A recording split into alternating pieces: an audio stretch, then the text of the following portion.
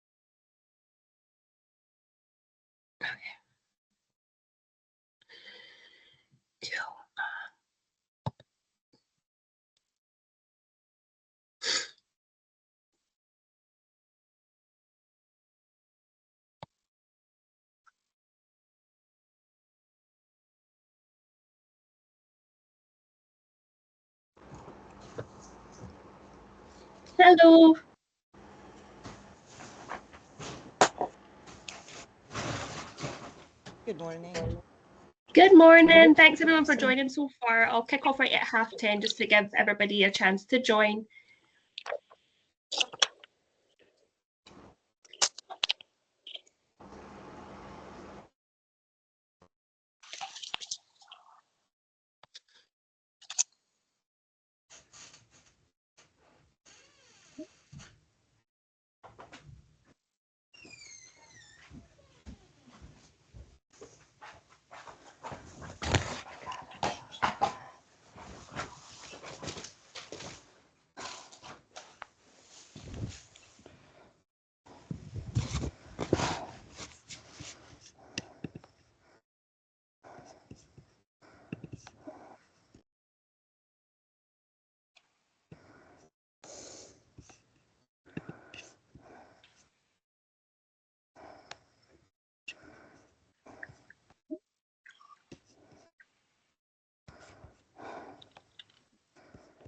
Oh,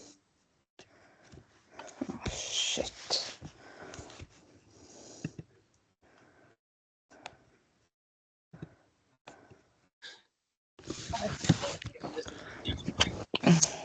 You did.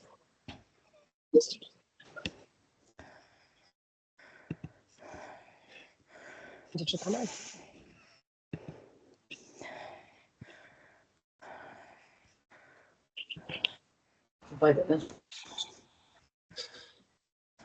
Display.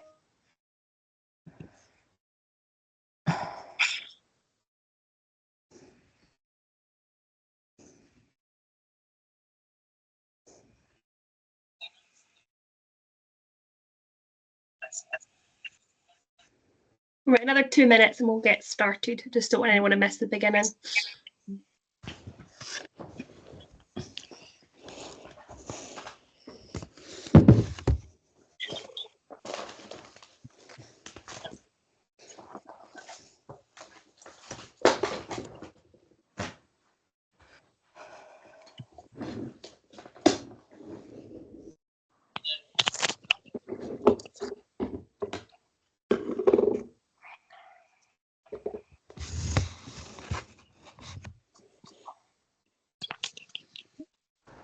Probably.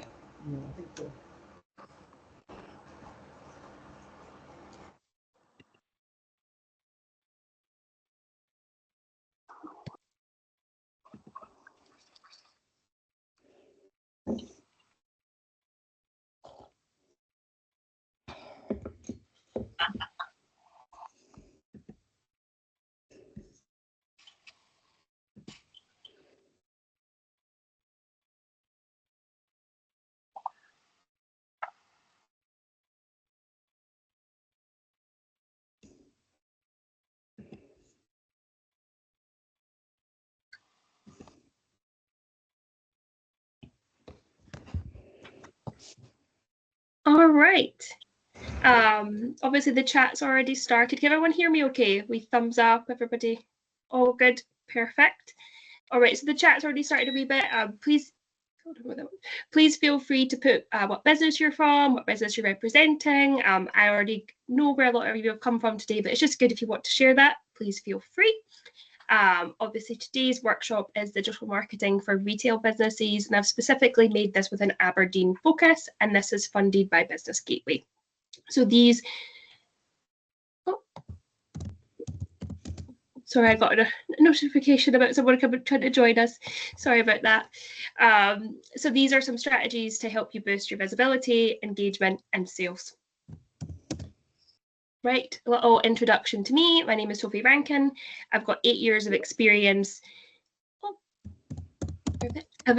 in digital marketing, and I've successfully helped businesses across the country to enhance their online presence and achieve their marketing goals. My biggest focus and kind of my favorite element of marketing is social media, but I have experience across the whole digital suite. If you have any questions throughout this full workshop, we should run about an hour, and then there's time for questions. But if you've got any questions throughout, please feel free to put it in, or you can ask at the end. I'm just missing another attendee. So yeah, please feel free to ask questions throughout or at the end. It's no problem at all. I'm very happy for this to be interactive. So today's session is going to cover why digital marketing matters, some key digital marketing channels, and what I mean by that is, social media, email, things like that. Social media marketing specifically for retail businesses in Aberdeenshire, content strategy specific to retail, the power of influencer and UGC marketing. I'll use the term UGC a few times, and all that means is user-generated content. So it's your customers posting about your business. SEO and local search. This will be quite brief on that one, but just kind of some top tips about how you can improve this yourself. I'll touch on email and customer retention strategies. We'll dip into paid advertising and some chat about e-commerce. And then the most important thing of all is measuring the success, the return on investment, which is your time. As you all know, as small business owners or working in a small to medium-sized business or any business, time costs money. Time is important. So I think with marketing, we really want to know, the time that you're putting into your marketing efforts, that is worth it. So I think that's a really important measure, because look at all the figures you see on maybe Meta or your email bounce rates and things, but if it's not converting to sales or really important brand awareness, it's not really worth your time. So it's really important to measure that properly. So why does digital marketing matter? So like I said, I've worked in this industry for 8 years, and when I first started, especially with social media, some businesses was like, oh, why do I bother with that? But it is so important. And I think every business has a place in digital marketing. So obviously there's a change in consumer behavior.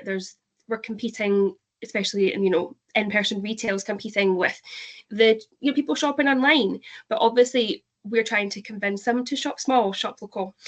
So that is a huge way to use your social media to influence those sales, and how to use your social media to not just, if you have an online shop, but to drive footfall, and with a mix of both. There's obviously an increased competition in Aberdeen's retail sector, and in all retail sectors. And then the role of digital marketing, like I said, in driving your footfall and online sales. So there are ways to connect both, so that you can have shoppers that, maybe do purchase online, but also come into your store and drive up that footfall. And this can be done, and this can be tracked. And that's obviously what we all want as the end goal. So for retail specifically, these are what I believe to be the key digital marketing channels. So with social media, it's like Instagram and Facebook. I do think Facebook is still a place a lot of people do shop or are influenced by. TikTok and LinkedIn. When I say LinkedIn, that would be more of a place for you to connect with other business owners and perhaps suppliers, just admitting somebody else. Instagram, like they all have their kind of demographics in a way. It is a slightly younger audience than Facebook, and then TikTok is the youngest audience, so more your kind of older teenagers to young adults, but they are the customers of the future, and kind of interacting on TikTok is a really good way to kind of nurture your customers coming out. Another important one that I think is often overlooked, but it's so important, and it is a social media channel, is your Google My Business. I've encountered a lot of businesses that haven't actually claimed their Google My Business. And what I mean by that is, when you go into Google and search your business, it's what comes up as your profile. And it'll, have your business name, your opening hours, your, name, address, all of that. And you can obviously have reviews. A lot of people don't know that you can actually do posts on Google My Business. This can help with your local search ability. This can help with your SEO. This can just help, updating customers. But it's so important to make sure your Google My Business matches up with what you're doing on social media, with your opening times that you might have on Facebook, your opening times you might have on your website. But Google My Business is so important. So my one takeaway from today is just, if you've not claimed it, go and claim it. It's as simple as claim it. Some businesses I've worked with have had an issue where somebody might own theirs, but you can actually directly from Google get in touch with the person and request access. And a lot of people, if it's something that maybe they own by accident, they'll just pass it back to you. And if you don't have one at all and there's nothing to claim, you can just create one. And it's quite easy to do so. Another key digital marketing channel for retail is email marketing. It's great for customer retention. And then obviously paid advertising. And when I say paid, today I'm mainly just touching on Google keywords and meta ads. And when I say meta, I'm referring to Facebook and Instagram. I think I'm really passionate when it comes to small to medium-sized businesses is really getting the organic social media right first. And what I mean by organic is just your day-to-day postings, the ones you're not having to put money behind. But once you get those right, and if you have additional marketing spend, there's a huge place for Google and meta ads. And then we're going to chat today, obviously, about e-commerce. If you have an online shop, how can you kind of almost connect that experience with your in-person shop? So is it adding a, collection in store button so that, they come in and see you and perhaps buy more? Is it adding QR codes in store so that once they've shopped once, maybe they go on and shop online if they don't live in the area? So it's figuring out how to connect the two to have a digital experience in store and to bring people online in. So choosing the best platforms for retail.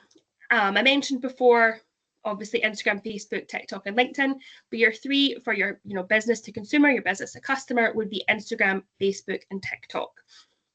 One question I'm often asked, probably every day, is I just put the same content on all three. And the answer is yes and no. You can put similar content. Instagram definitely favors video in the form of Reels, which is just short form video content. It also really loves the stories, which you see at the top of the feed. So when you click on your Instagram, it's all your stories. And what I find is businesses often underutilize them. And you might know what they are, you might use them sometimes. But if you think about it, and I know myself, I spend most of my time on Instagram looking at people's stories. So there's almost a missed opportunity with businesses to not use them all the time. And I always recommend, if you've got the time, if you've got someone in the business that's helping you, always have an updated story. And it doesn't have to be overthought. It could be something as simple as, say, if you're open 7 days a week, when you walk in the morning, pop a wee story. Today we're open from 10 to 4. It can be something as simple as that. So that's kind of like Instagram specific content that I would say. Facebook also has stories. I never spend time on them, and I don't, through a lot of kind of my research, I don't know a lot of people that do as much. Facebook really just likes kind of the image post still. Videos do well, but Facebook loves a good old photo of somebody holding a product or somebody. They do like the videos from retailers chatting about, maybe if you're getting a new collection. Facebook does really well with that. Facebook loves meet the teams. And TikTok is all the behind the scenes stuff. TikTok loves that, the funny dances. And I always say to businesses, if you're not quite comfortable with that yet, focus on your Instagram and Facebook and then implement the TikTok. So there's obviously the importance of local engagement and community building. So I think what is also really forgotten when it comes to social media is that it's social. So a lot of businesses pop out 3, 4, 5 posts a week, get their stories right, but then they're not replying to the comments. I had a business last week and she said to me, "I'm a competitor, he got 70 orders on his post." And, I'd watched his post and he replied to all of them. And we'd put a post out for her and she'd got about 10. So she hadn't got as much as he'd gotten. And she'd taken the time to message me about it. I was like, are we going to reply to the people that did want to buy, these 10 people? It's so, so important to respond and be social. And to interact with other people's content as well. So a lot of people you'll find it's recommended to be part of the local Facebook groups, for example. So you'll have ones in your local area. There'll be an Aberdeen town centre group with loads of other business owners, people. There'll be loads in every single kind of village in Scotland or Scotland and town in Scotland. And it's great to be part of those. If it's allowed, it's great to use their kind of business days to promote your business. I always say to kind of make it quality over kind of quantity. So maybe once a month, if you're doing, if it's a new season, or if it's Mother's Day or Easter, something really big, it's better to do a really good post rather than share every single post you do into every single group, because then it becomes a bit diluted. But it's building a community by posting in there. So see if someone's looking for maybe a recommendation in one of these groups, it's replying and recommending someone else too. It's building up this social community about your business. So you're not just on there posting what you want to sell, but you're also supporting others in the local area, replying to your customers. If someone posts maybe an outfit from your shop, or maybe they tag you in a post, it's commenting on it and thanking them. It's replying to reviews, especially on Google. And maybe not all reviews are always positive, but it's letting them know that they're seen and they're heard, and trying to direct negative reviews offline. So we maybe get in touch via email and we'll chat about this further.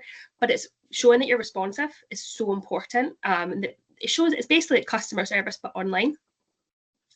Like I was chatting about previously, it's understanding the different platform types. So on Instagram, it's the reels and stories.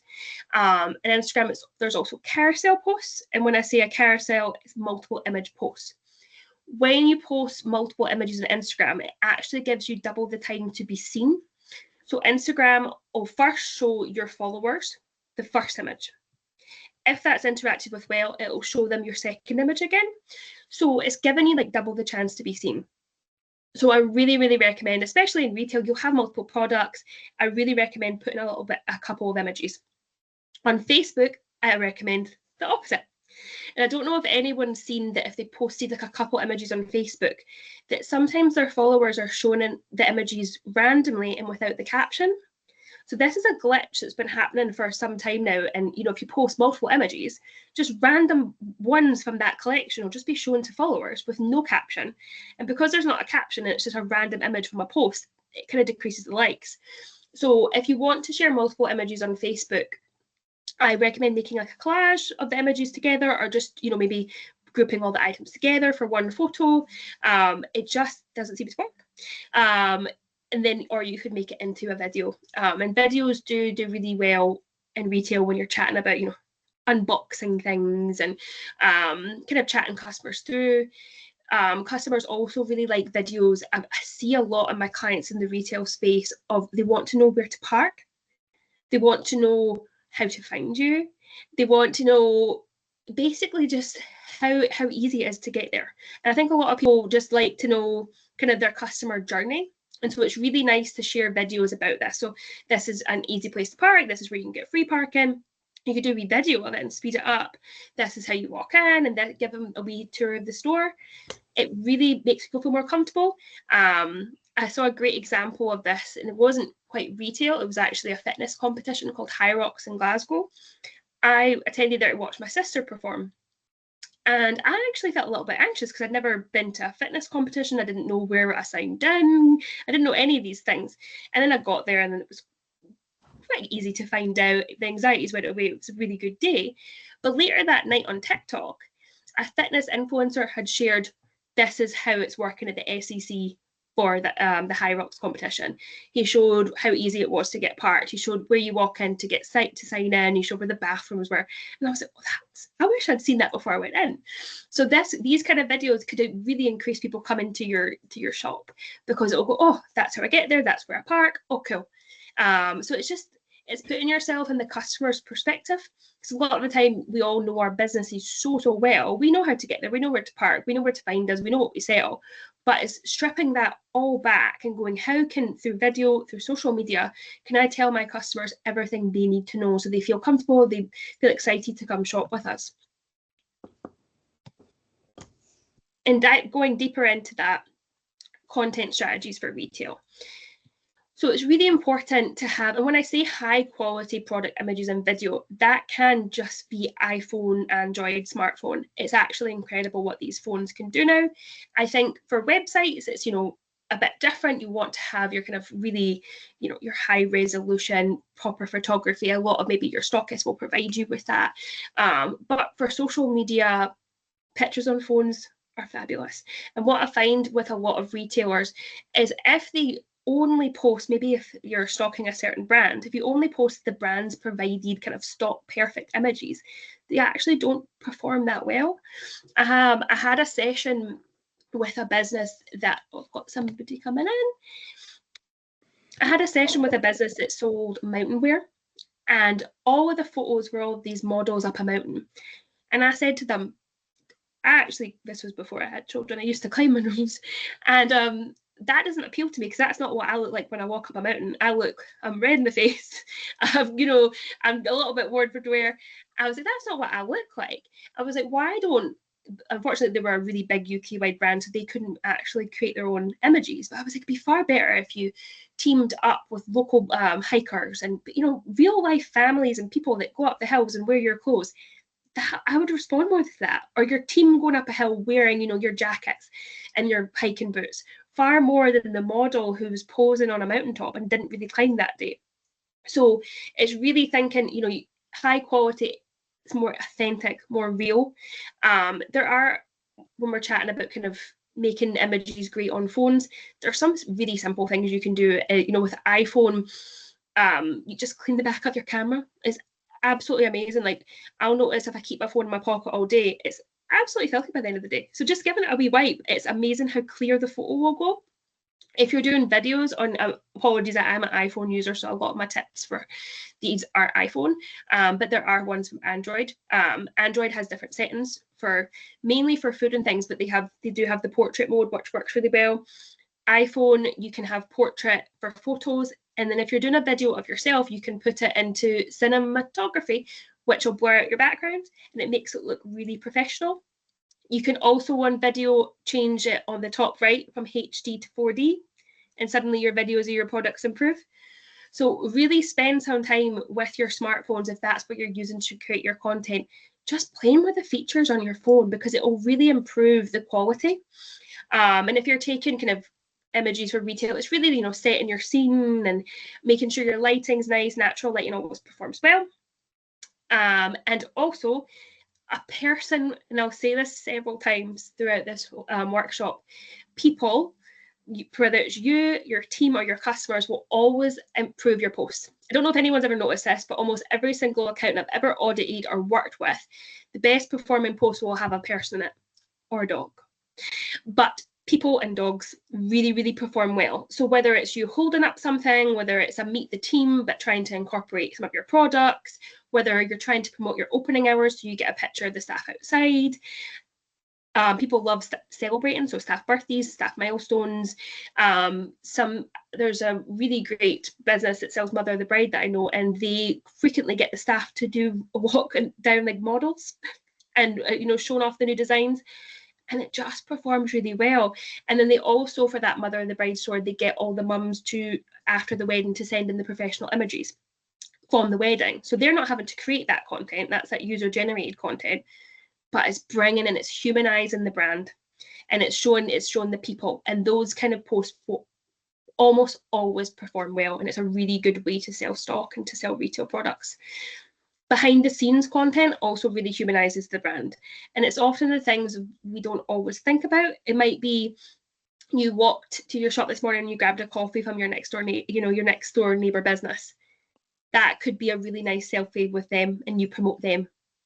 But then it shows that you're a caring business. It shows you support local. It will be seen by their audience and yours. Maybe it is just an unboxing video. Maybe it is for TikTok, a funny dance that you're doing in the back. These kind of things really do work. It makes people connect. I use a specific example from a business in Edinburgh. It's called Mimi's. It's great for like afternoon teas. And I follow them on Instagram and Facebook, and they've got a really beautiful feed, stunning afternoon teas, coffees. They also do the meet the teams and everything. But on TikTok, they like to have a little bit of fun, and they do a lot of the trends. And they did this trend on all the staff favourite coffees. And I was in Edinburgh, kind of had a spare hour. I was like, where am I going to set up my laptop and do a bit of work? And I was like, I'm going to go to Mimi's because I saw them on TikTok the other day. And I walked, and I remember I knew the staff member's name because I'd seen the video on TikTok. But it actually brought me a sense of familiarity. I felt quite safe. It made me feel like I knew the business. And I was like, that's the power of social media, of sharing a bit of that's appropriate behind the scenes. It's funny, but it humanizes the brand. It makes people want to purchase from you, and it makes you stand out from all the big brands as well. So TikTok's a great way to do that, and Instagram stories is a great way to do that. It's just show that behind the scenes what's happening. Next one, so customer testimonials and user generated content. The simplest way to do that, and I've mentioned it a few times, is reposting your customers' photos that they tag you in with their permission. So it can be, to get their permission, it could be as simple as commenting on the post saying, this is lovely, thanks so much for sharing. Is it okay if we share your photo on our social media channels? And 9 times out of 10, that's what they actually want you to do. So I've had businesses where we'll maybe share, for example, I've worked with a client who had a baby scan clinic. And we would often share all the babies arrived, and here was their scan to show how like they looked to their scan. And if your babies arrived, let us know. We'd love to share them. And that night we're always like, there's about 10 messages. Here's my baby. Share my baby. And so if you just ask your customers for what you want, so maybe it's a certain dress and you share, oh, this customer's looking fabulous in this summer dress. Have you got, please tag us in your photos. You'll be quite amazed at how people will get in touch and want you to share them too. So for, customer testimonials and user generated, it's just good to ask. You can also ask via email if you've got kind of an email list, please, send us any of your photos. I've got clients that do it that way. And also encouraging, and this is another way you can kind of connect the in-store and online experience. If you've got QR, maybe like flyers or pop-ups of QR codes for your Google reviews, for your Facebook, so that when they're in store, they can scan and immediately follow you, and you can encourage them to leave a review. Some businesses, and this sounds quite old school, but I think it's really nice, is they write a handwritten post-it note and put it to a bag and say, we'd really love if you could leave us a review. It means a lot to our small business. And when I say that, I'm like, they've taken the time to write that. Like, it's not something they've typed up and mass produced. They've actually written it. And I bet 9 times out of 10, I'm more likely to leave a review if someone asks me in such a nice way. Another content strategy for retail is engagement. So obviously we want sales. But the way to get our posts seen by more people is for them to be engaged with more. So Facebook, Instagram, TikTok, LinkedIn, all of these platforms, they're businesses and they want people to spend on them. So if your content is making people spend time on their platforms, they'll show it to more people. So you need to have posts that are engaged with. One of the biggest metrics for engagement that they measure in these platforms is the comments. So the more people that comment and take the minute to do that, which takes longer than a like or a love or any of that, the more they'll show it to other people. And so it could be things as simple as, do you prefer this or that? Or what do you think? Have you got any ideas for what we should sell this summer, do this summer? You know, really just asking questions. It works. You can do polls and stories, but for the kind of engagement, I would recommend it to be in a post. What I don't recommend though for engagement is, so a lot of people don't realize this, but social media platforms don't like fake engagement. So a lot of the kind of like and share competitions are actually not allowed by Meta. There are workarounds to this, and you can find it on it's the Facebook. I can send the link after this, but there's a guidelines page on how you can safely run giveaways within Meta's guidelines. But basically what they don't want is you to kind of boost your engagement falsely. So like and share to win this. They don't like you using your customers' pages for that. So using their page basically. And a lot of people don't know that. It has changed recently, and there is ways to run giveaways. They prefer if you're maybe getting them to head over to your website to enter and things like that, but there's a full guidelines for it. So it's always good to kind of stick within Meta's guidelines for these things. Another thing that's huge, and we all know in retail, is the seasonal promotions. I've done a lot of work with retail and I know how it works weeks, sometimes months in advance. And I think with social media, it's really good to kind of make your plan ahead of time before it gets busy. For example, last December, I think it was the first of the month, I said a lot of retailers don't need the boost that month. But what I said, I was like, these are the 6 posts you need and you can schedule them today. So I was like, you need to post your festival opening hours. If you're going to be open late on a Thursday, you need to post all that now. You need to post the date, the last day you can ship before Christmas. These are things people are going to know. And you're also not going to have the time to answer to these questions that are coming in as much as you normally would. And then you need to post any specific offering. And this is maybe more for hospitality, but it's still the same. If you've got Christmas hampers that you're really trying to get through the door, anything really specific, then you need to post schedule your Merry Christmas post. So get the team together. It might be on the 1st of December, but everyone together with their Christmas hats on, Christmas jumpers, take the photo. I always recommend it to be people over a Merry Christmas graphic. Get a nice people photo and write your Merry Christmas post. Because the last thing you want to be doing on Christmas Day is writing Merry Christmas. You just want to be sitting with your family and chilling. So I always recommend to get that one scheduled in advance. And the 6th and final one would be your Happy New Year. Thanks so much for supporting us. And that could be another team pick.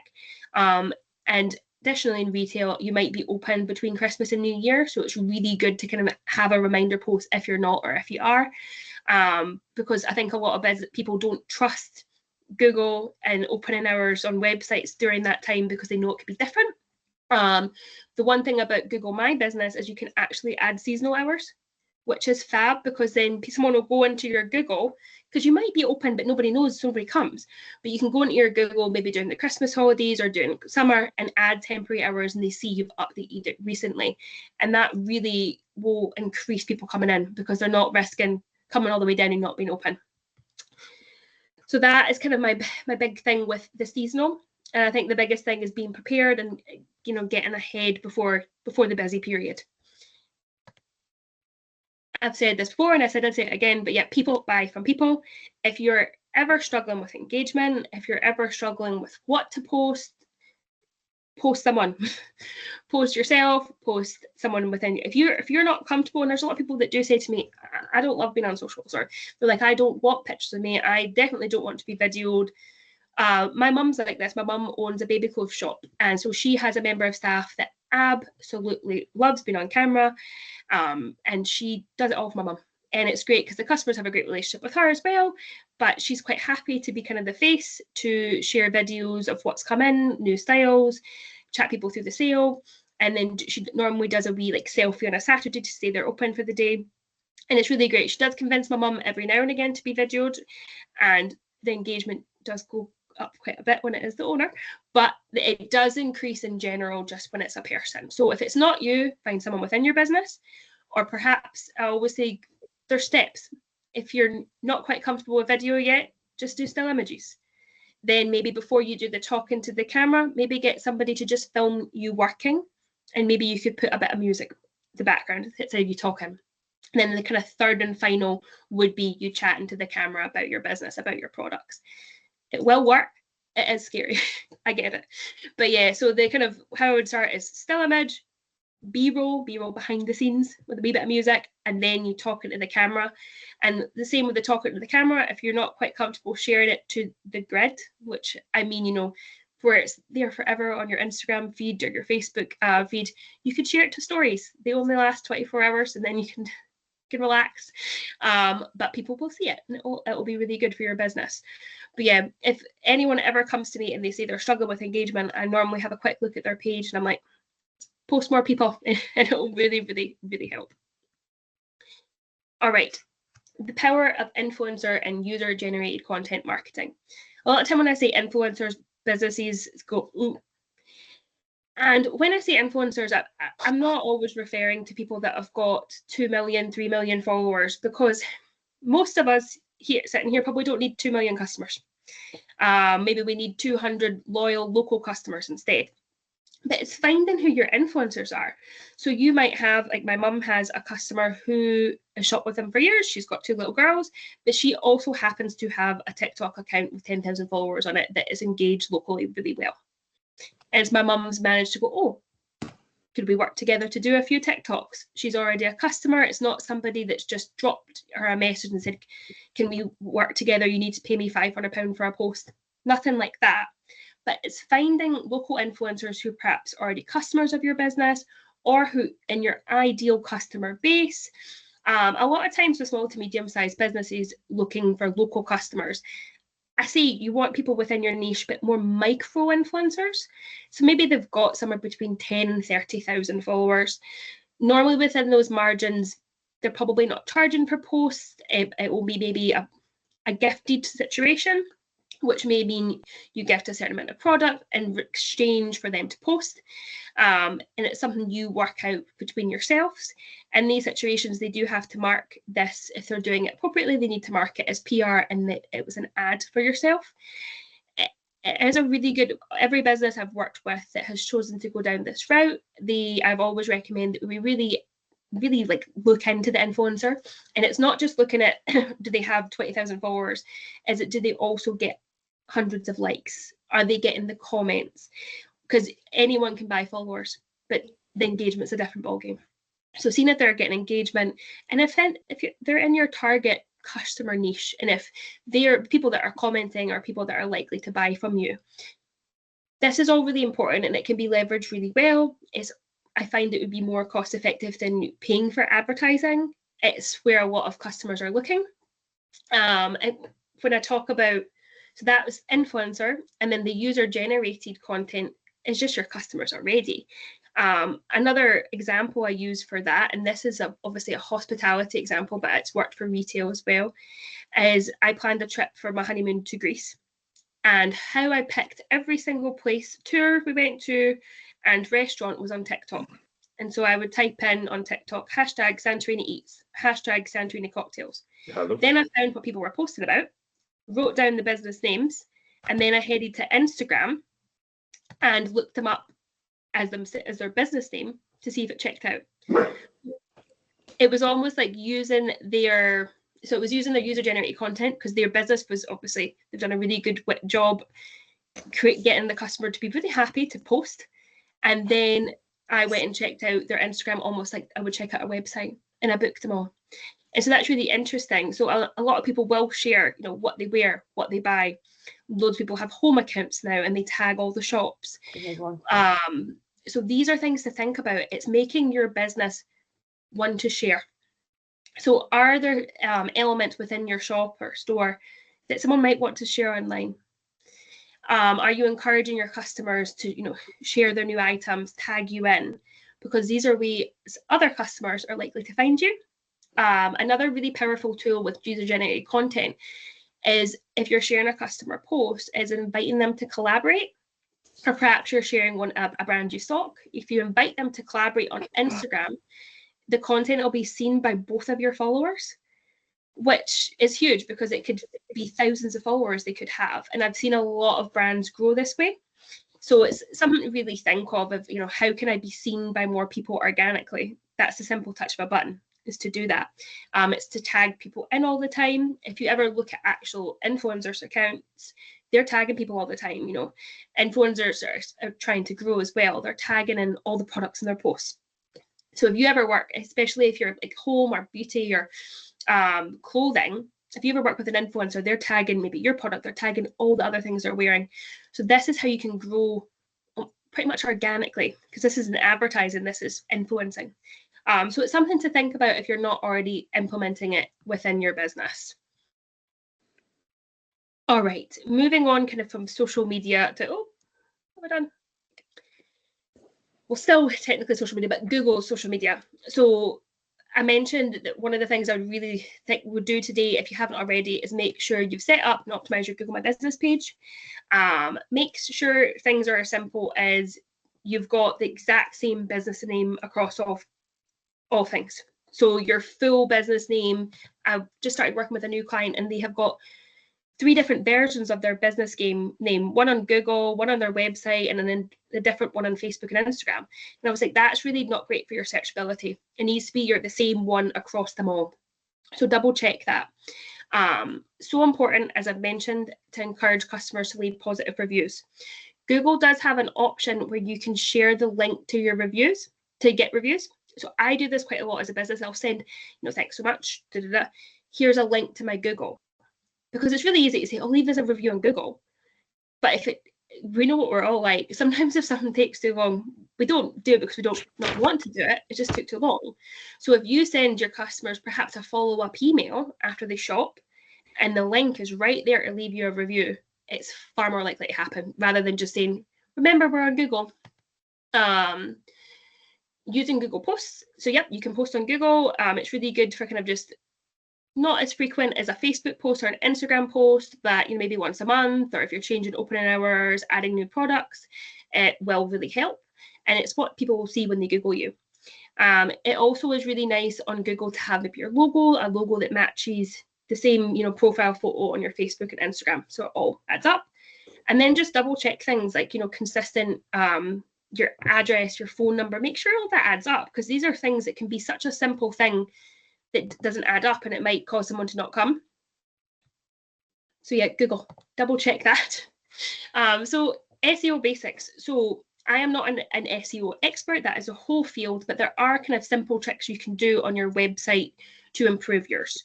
So just making sure you've got your kind of keywords on your website. So if you're a boutique in Aberdeen, having that. If you're a gift shop in Aberdeen, make sure that's in multiple places. If you've got a blog section, it's really great to kind of keep your blog updated. And that's where tools, I don't recommend, using ChatGPT to write everything for you. But if you write a blog and you can get ChatGPT to ensure, put the blog in and ask it to add keywords, ensure that it's SEO kind of optimized.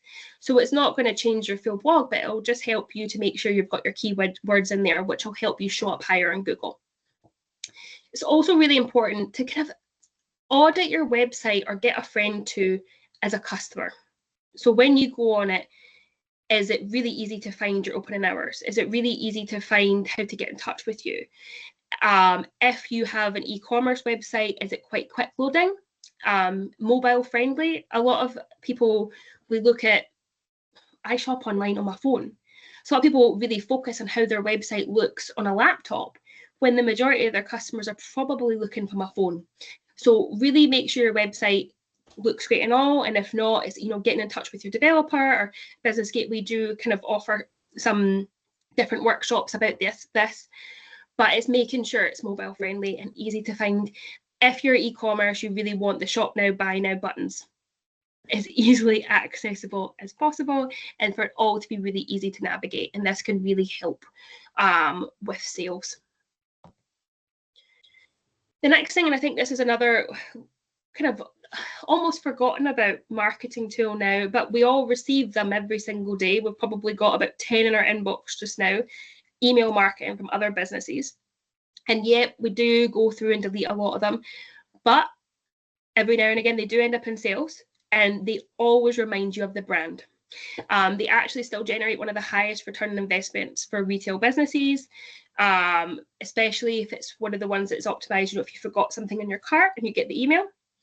But it's also a really nice way to kind of, for customer retention and for kind of building that community.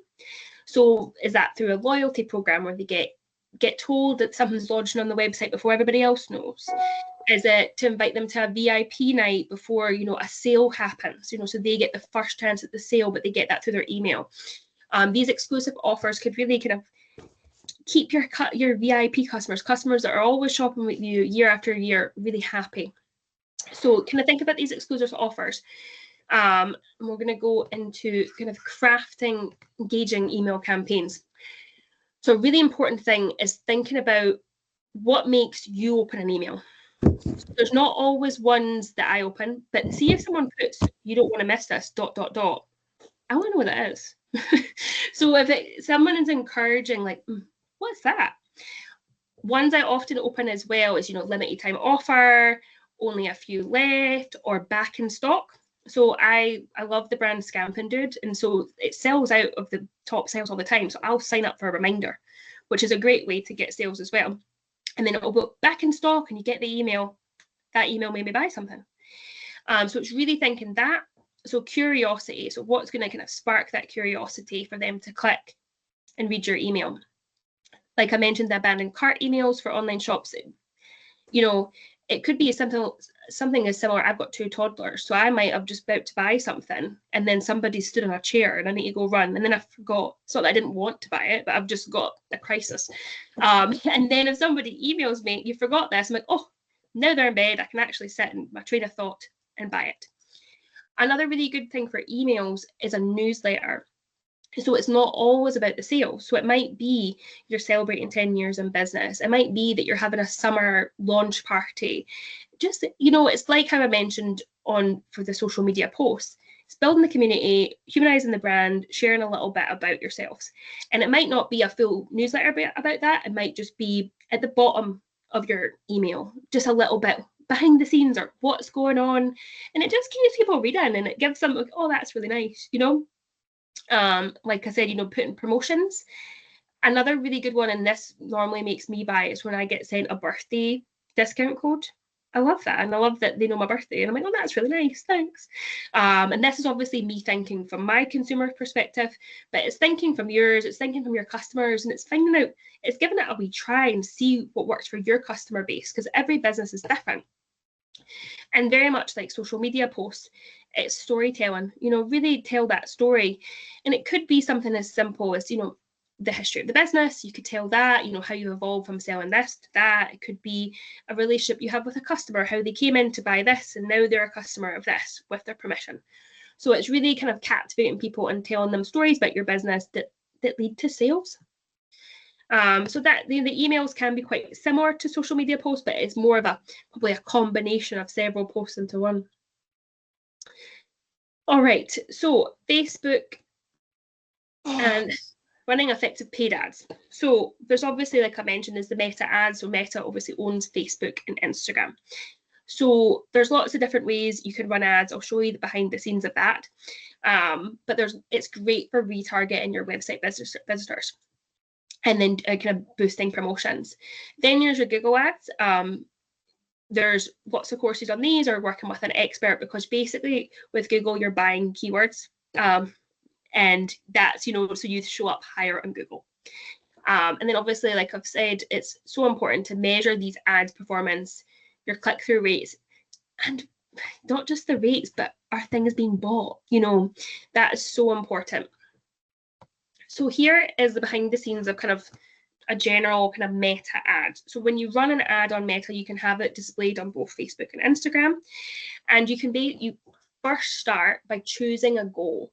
And I think for yourselves, if you've got an e-commerce site, you're wanting to direct them to that site, to those products, and that's how you're going to track it. You can promote your page and that will work, but all it's going to do is promote your page. It's not going to promote a specific item. That's going to be more for brand awareness. You're not really going to want to get more phone calls, not really. Messages as such, unless you're selling a specific thing and maybe you don't have an e-commerce website and they need to message to buy, that would work. So really think about the goal of the ad, how it works for your business and how you're selling your product. On Facebook, you can be quite specific with the audience. So obviously you can target the whole of the UK, but if you are not doing e-commerce and you don't ship to the whole of the UK, really think about who you're shipping to, who you can ship to, or if you're just an in-person store, you're really going to only target the ad to where it's drivable. So you put Aberdeen plus 20, 30 kilometers. Then you think about, you can add characteristics, kind of profile a couple of customers in a way and think of things they're interested in, and you can add that in. Obviously, the more targeted it is, it'll be shown to less people. But so if you've got, a product that maybe isn't too generic, I would go less generic with the targeting, if that makes sense. Definitely think about the ages of your customers. So if you notice you mainly have women between 25 and 50, that's who you're going to target. And that you can always change this. You can always see what works. The longer the ad runs, the more it learns. So I really recommend putting kind of more than, don't just run it for a day or two, give it some time to learn.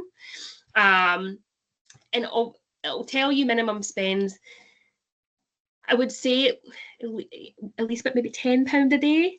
This is kind of obviously we just throwing a figure there that has worked for me. It might not work for your business, but you want to kind of have a decent spend per day for it to reach more people and for it to have more learnings. And I wouldn't run an ad for any less than 5 days on Facebook and Instagram. All right. So like I was mentioning, setting that budget. So if you've got maybe say £100, maybe split that £100 over a week or 5 days so you can get the most bang for that buck. With Facebook ads, you can set up a Facebook pixel that'll be attached to your website, so that can report back how many people you're getting onto your website from your ad. It's really important to have that if you're e-commerce.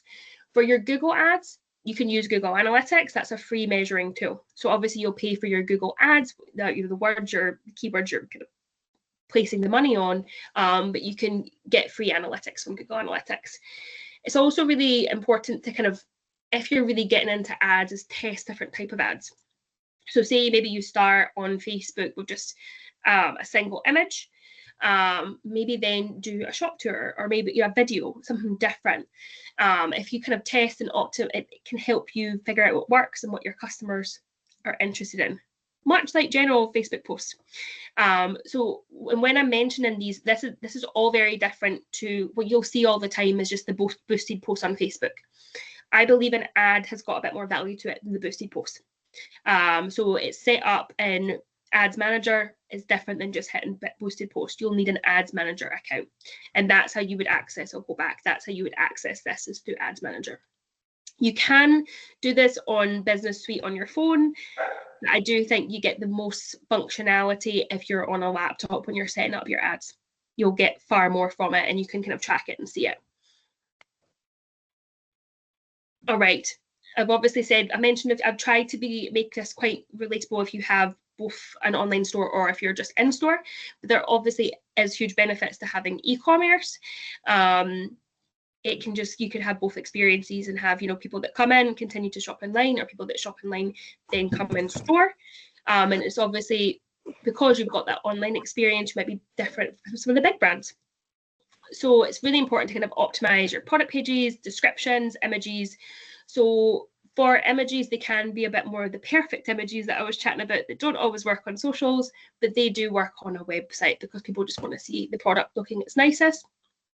If you struggle writing descriptions for products and things, this is where ChatGPT or different AI tools are really great because they can help, just make things sound really nice. I always recommend really prompting AI tools, so let them know where you're based, because AI will always come back with Americanisms. And we're not in America, we're in Aberdeen, and we want our customers to feel that. So if you're using AI to help you write any part of your website, like a lot of people do these days, just really prompt it. If I ever use it for a client or with a business, I will tell the AI a lot about the business. Give it a background, share the website already what it is, so it knows a lot about it, so that share maybe some recent Facebook posts so they know your tone of voice. It's actually incredible when you can utilize it that way. It won't just give you the standard ones you see a lot of people use these days. But yeah, it can really help make your website sound super professional. And I mentioned this as well, sometimes I get ahead of myself. It's really good to integrate buy online, pick up in store, just to give people that option and to get them in. I ran a course last year on festive marketing, basically, and I shared some really cool examples, and one of them was actually from the States, and it was a shop called Nordstrom, which is kind of like Harvey Nichols. And what they do is you can pull up outside of Nordstrom's and they'll run your shopping out to you, which I thought was quite cool. So this was their kind of Christmas special, and it's quite a fancy shop, but no, you can pull up outside in their parking and they'll have somebody run it, because everybody's busy, nobody wants to pay for parking, but it can bring them maybe into the town centre. So I thought that was a really good way to kind of encourage buy online, come to the store. So it's a bit extra work, but for them it really increased their kind of profit margins at that time period, and for customers it was really great. And I think that was probably on the back of COVID and people not being too comfortable leaving the house, but there is still a lot of that. People are wanting convenience, so it's something to maybe think about ahead of busy seasons. So connecting online and offline sales, so using QR codes are actually really easy to make. I don't know if anyone's ever used Canva. If you have Canva Pro, there is a QR code generator, and you literally can put any link in from your website or any of your review platforms, anything like that, and it will generate you a QR code in seconds. And you can place that QR code on a flyer, on loads of different things. So maybe something you're going to have printed for in store. And it's so easy to do. One thing I don't recommend, though, as I see on social media, is people have QR codes on their social media posts. And I'm like, someone's going to be viewing this on their phone, so they're not going to be able to scan it. Quite interesting. So make sure it's user friendly. But yeah, so using QR codes in store for that, kind of get them online as well. Encouraging social media follows via in-store promotions. Maybe you'll have a week sign up somewhere and says, make sure to follow us for all our latest specials, or just really remind them to follow you. I was at the Falkirk Wheel over the weekend, and they had lots of nice places you could get your photos. And obviously it's not a retail, they do have a shop, but they had like really nice seats with nice views, and it said, tag us in this. And I was like, I like that. That was really nice. And it was a great way of how they've connected in person at the wheel online. I absolutely love that. So key metrics to track. So out of all of the things I've kind of discussed today so far, have a look at your social media engagement and follower growth. So for me, the most important thing is the engagement. One of the worst accounts I ever ran had 30,000 followers, and they sometimes got 2 likes a post, because they'd done loads of like and share competitions. They had loads of people following them that maybe had moved other places. Like, their account had become quite saturated. So for me, it's not always about the follower growth, but it's about how many comments you're getting, what your engagement metrics are. And you can look at all of that in Meta. So all of the analytics are there. But there's no harm in keeping an eye on your follower growth. If it's kind of going slowly up, that's great. But yeah, just keep an eye on it all. I would say maybe once a month, write things down, write your stats down, what you're at, and also really track what's got a sale in. I always say this to kind of clients, like, so how are your sales with this? And I'm not asking numbers, but what's coming in you know, if you posted about this item, was there sales from that? Easter, did that work for you this year? Or, you know, really thinking about what types of posts worked, and then do more of that, and then do less of the ones that don't. And that also isn't always about the likes. I've had some clients get no likes in a post but sold out from it. So there is a lot of people that I call it lurkers on social media, and they'll watch all your posts, they maybe buy from you all the time, but they've never liked a post. And they'll come in and be like, oh, I've been seeing all your posts. And you think to yourself, you've never liked or commented on one. If we all commented on everything we liked, we'd all have great engagement. But yeah, so just keep a track of what's leading to engagement, where your followers are, but also, most importantly, what's leading to sales. For emails, it's looking at the open rates, and don't be too discouraged by those. I think like around 40% is good with emails. So it's different than you would think, but most importantly, track the sales that are generated. So if you've sent out a specific campaign about, say, Mother's Day products or summer products, did you notice a peak on your website from that, or a peak of in-store sales from that? Website traffic, just, you know, obviously seeing where that's coming from. If you have things like a Facebook Pixel or Google Analytics, you can see where your website traffic is coming from. Google My Business, you can check the analytics on that as well. You can see if people are clicking for directions to your shop. You can see people, or if they're clicking to your website or clicking to call you. So these are all important things to do.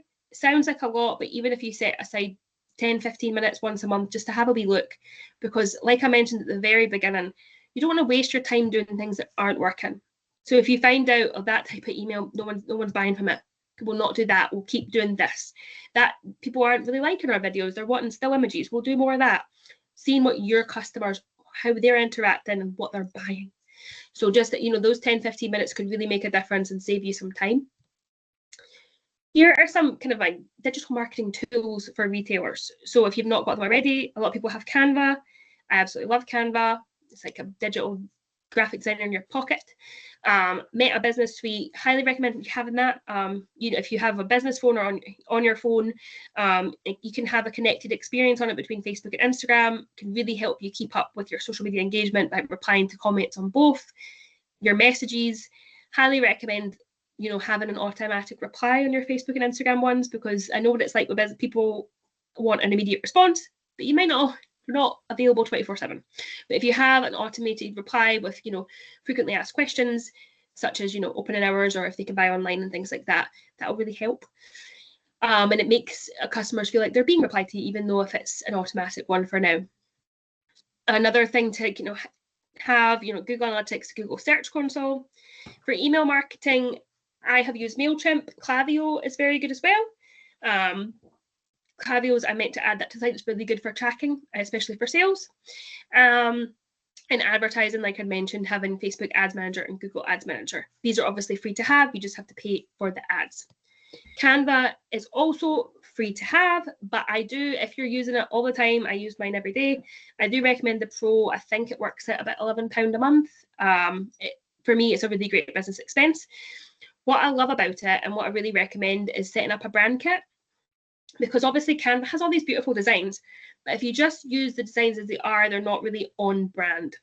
And when I say on brand, it's, you know, you'll have logos or signage with certain colors, fonts. You want to use those in every design or every kind of flyer or anything you're doing about your business. If you think about like McDonald's, they've got the red and the yellow, and they use the same fonts. You want to be like that. You want to have consistency with your brand. So within Canva, you can set up a brand kit. You can add your fonts. If you had someone design them, they can let you know what they are. You can add, obviously, the different versions of your logo. If you don't have transparent logos, Canva Pro will let you remove the background of your logo, so you can place it over images, which is really, really handy. And then your brand kit as well, you can put in like your tone of voice, you can put in everything. It's really, really good. If you have multiple businesses, it lets you have multiple brand kits as well. On Canva, as many will know, you can create social media posts and it can let you resize them. I don't know if anybody noticed when Instagram went from square to the 4:5 overnight. It's quite scary. And they'd let people know, but a lot of businesses didn't know. And one thing I would really recommend with Instagram is following Adam Mosseri. He is in charge of Instagram.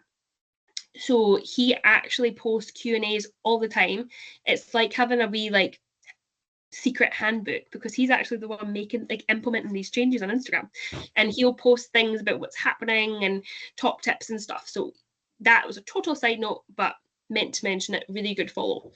But yeah, so Canva will help you size your posts, because especially with Instagram now, if you post a square image and say it's a graphic, it'll be cut off if you've not 4:5. It can also help you design Instagram reels, TikTok videos, all of that. You can add captions. It can help you design ads for Facebook and Google, email marketing graphics so that they match up with your Facebook and your social media posts, and then obviously flyers, posters, gift cards, everything. So yeah, if you don't have Canva, really, really recommend giving it a wee go. I've not met someone that's, besides graphic designers, that don't love it yet. Meta Business Suite, I mentioned this, so it's just good for centralized management. One great thing about Meta Business Suite is obviously you can schedule the posts. The way I advise businesses to try and do it is, I know it's so hard in retail, but to get, you know, some posts scheduled in advance, so you don't always feel quite post on, you know. So say if you can maybe schedule 3 things for your week on a Monday, and it might be more your general things, your opening hours, or if you've got loads of a product that you know they'll still be there on the Friday, it takes the kind of pressure off. And with posting for retail businesses, like normally I tell businesses, you know, quality over quantity, and that does still matter, but I know with retail, people like to see a lot, so you can definitely get away with 1 a day. And I have recommended for businesses to not do more than 1 post a day. But I find in retail, you can post several. It will bring down the overall, you won't get as many likes and things, but it can lead to sales. So every business is different. Have a trial of what works for yours, what brings up your sales the most. But you will get more likes if you only post once a day, but track with your sales. And with that, when I'm saying likes and engagement, you can check all that in Meta Business Suite, all of your insights, analytics, and it's really good to kind of manage your ad spend. So if you've not got that, really recommend kind of getting that on your phone. All right, I love an action plan. I love a to-do list. So obviously I've kind of went through like 23 slides today. So this is what I would do in the short term. I would go have a look at all your social media channels you're on and almost audit them from an outside perspective. You know, check all the names, check all the contact information, look at the type of posts that are performing well. All of these kind of things, kind of like a wee tick box activity. What's working? Looking at things like, are you using links in Instagram posts because links don't work?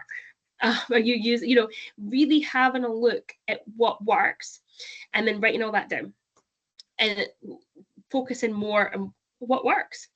And then, like for the 3rd time, I'll say it again, make sure you've got your Google My Business claimed and optimized. Then in the medium term, have a look at implementing email marketing, or if you're already doing that, maybe being a bit more targeted and thinking about it more, you know, updating, you know, what you're putting in the taglines, maybe adding a bit more storytelling to it. And then maybe if your organic content's performing well, or if you've got a bit of marketing budget with the new financial year, consider some paid advertising. Maybe start with Meta and then go on to Google. And in the long term, maybe thinking ahead for Christmas or something like that, explore influencer partnerships and some, you know, different e-commerce strategies. And this can kind of, it's almost like a step-by-step system, especially if it's you doing it all, it's a lot to take on at once. So that would be my action plan, so to speak. Right now I am going to, so that's all my slides for today. Obviously went through quite a lot, quite a big thing. So if you've got absolutely any questions, please feel free to ask them, you know, verbally, or if you want to just put it in the chat. I'm also more than happy to send the slides to you all after. I've been given your emails for that. And I've also recorded this because some attendees couldn't make it today. So you could watch this back if you would like. But yeah, if you would like to ask any questions, please do. If you would like to go, that's totally fine as well.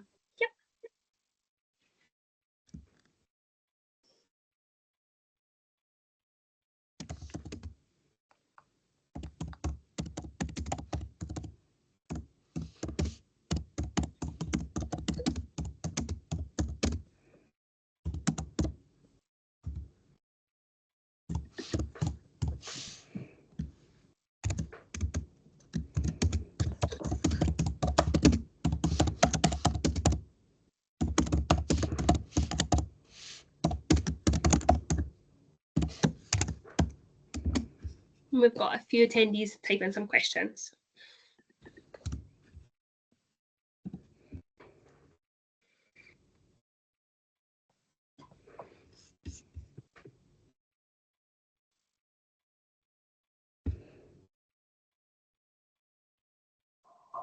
All right, no problem. Sorry, I will get those. Did everyone else see the slides okay?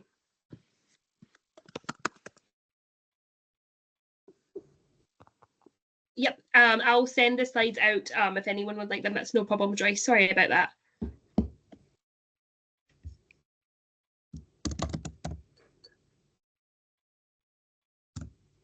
So we've got a few yeses that seen them. I'm wondering why that happened.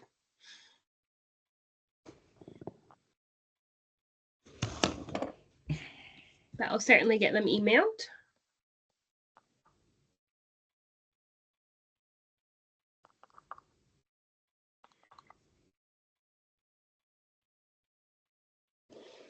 Sophie, thank you so much. That was a great presentation. I'm gonna bow out now. Thank you. You're very welcome. Thank you so much. Bye now. Bye now.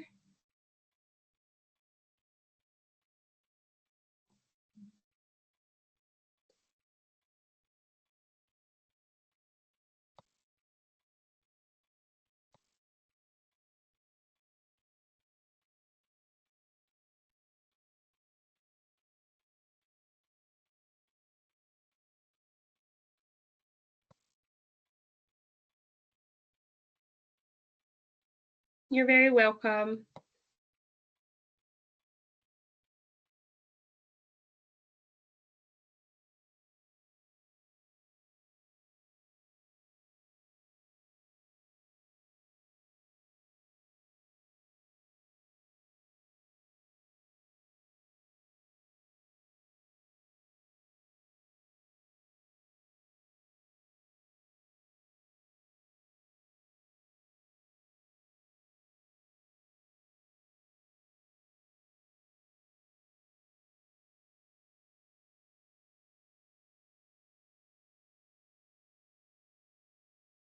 Thank you for your time, Sophie, and it was a lovely presentation. Oh, thank you so much. Thank you for coming along. Yeah, I just have one question. What's the name of the person you said is in charge of Instagram? Adam, I will write it into the chat. Yes. I'll write his handle because I think I pronounced. Oh my god! I'm gonna type it in. Here we go. So Is it Adam Missouri or that is exactly it. I'm just typing it in here. So that's who I follow, and so yeah, he's head of Instagram. So it's really good to follow. Perfect. Oh, David's asked a question, but he's left. You still here, David? No, it's gone. Uh-oh. Yep, that's who I'd recommend following. He posts some really good updates. Thank you so much. And my last question to you would be in terms of the engagement, because like you mentioned, it's not about the followers, it's more about the engagement in terms of the comments on Instagram, on Facebook, on any of the social media. Would you recommend any sort of cloud computing AI like Syntra to sort of do this for you? Because I'm sure you're aware of it, that there is yes, because sometimes it can be a bit overwhelming replying to all these comments. And of course, time is the main factor which we have to sort of consolidate in terms of business and our own lives as well. So would you recommend something like this? And if yes, how authentic or how genuine do you think the customer is going to feel in regards to these responses or this engagement? I think that's a hard one. I think the best, especially if it's a small to medium sized business, I think the best solution would be if it was, I think there's totally a place for AI, and if it's too much to handle, if you don't have the time at all, AI is a great solution. A lot of these AI kind of that are responding, they're still learning, so mistakes will happen. They're not going to be perfect, but if you're okay to accept that, it's a good thing to try. I think the best solution would be a kind of a real person doing it who knows the business inside out. But if you've not got the time, and if that's going to help you with your social media engagement, it's a good thing to try. I've actually done a lot of research into Syntra, and that's what I've kind of heard about that one so far, is that it is in its early days, which makes it probably more accessible from a price point standpoint because it's early days. But yeah, there will be mistakes because it's new and it's learning. Okay, thank you for that. You're very welcome. All right, if anyone has any more questions, if not, I can end the meeting now, but I'll stay on for a few more minutes just in case. Have a lovely day now. You too. Bye. Bye-bye now.